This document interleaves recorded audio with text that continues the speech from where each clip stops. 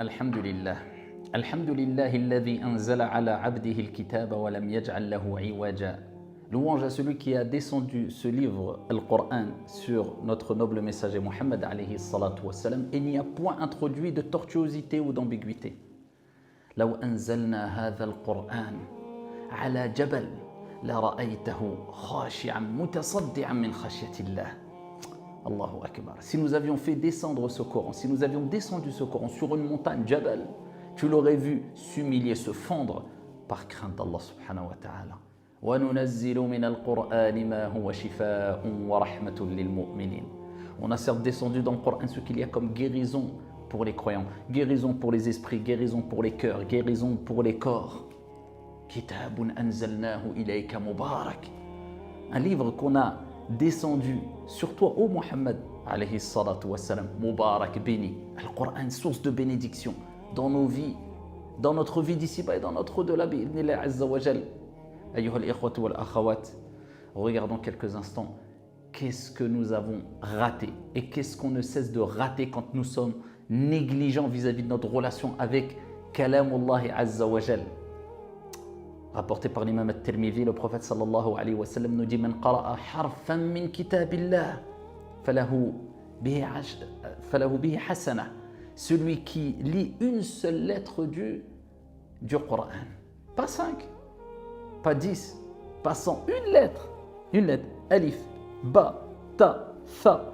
Il aura une bonne action. Et il ne s'arrête pas là, le prophète alayhi salatu wa sallam. Et il dit Wal hasanatu bi ashri amthaliha. Et la bonne action est multipliée par 10. Elle est multipliée par 10 ou plus encore. Allah Azza wa Jal multiplie pour ses serviteurs les bonnes actions comme et quand il le souhaite.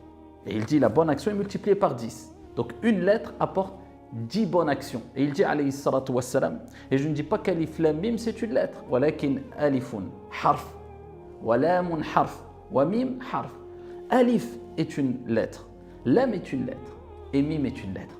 C'est-à-dire que quand tu lis une lettre du Coran, tu as 10 bonnes actions. Ça ne s'arrête pas là. Faisons un petit calcul rapide, approximatif. Si nous prenons ici une page du Coran, dans chaque page, il y a 15 lignes. Et si nous prenons une ligne, il y a approximativement 40 lettres. Si nous multiplions 40 lettres par 15 lignes, nous avons combien de lettres? Approximativement 600 lettres. Donc, 600 bonnes actions. Mais ça ne s'arrête pas là. Le prophète alayhi salatu wassalam a dit Wal hasanatu bi ashri amthaliha. La bonne action est multipliée par 10. Donc 600 fois 10, nous avons approximativement 6000 bonnes actions quand nous lisons une page du Coran qui nous prend quelques minutes. Ça ne s'arrête pas là. Allah Azza wa Jal nous dit dans le Coran al-Karim Innal hasanat yudhibna as-sayyi'at. Les bonnes actions font disparaître les mauvaises actions. Donc si nous avons 6000 bonnes actions quand nous lisons une page du Coran approximativement, on en déduit qu'Inch'Allah ta'ala, Allah Azza wa Jal fait disparaître, nous pardonne 6000 mauvaises actions, 6000 péchés. Tout ça en une lecture, la lecture d'une page du Coran al-Karim, une page. Que dire si tu lis l'entièreté du Coran, particulièrement pendant le mois du Ramadan, ou une fois par mois, ou une fois dans l'année, ou selon tes capacités au mieux? Eh bien, approximativement, nous avons 600 pages dans le Coran. Eh bien, si nous multiplions, nous prenons le même calcul et nous le multiplions par 600 pages, ça nous fait plus de 3 600 000 bonnes actions et plus de 3 600 000 mauvaises actions d'effacer.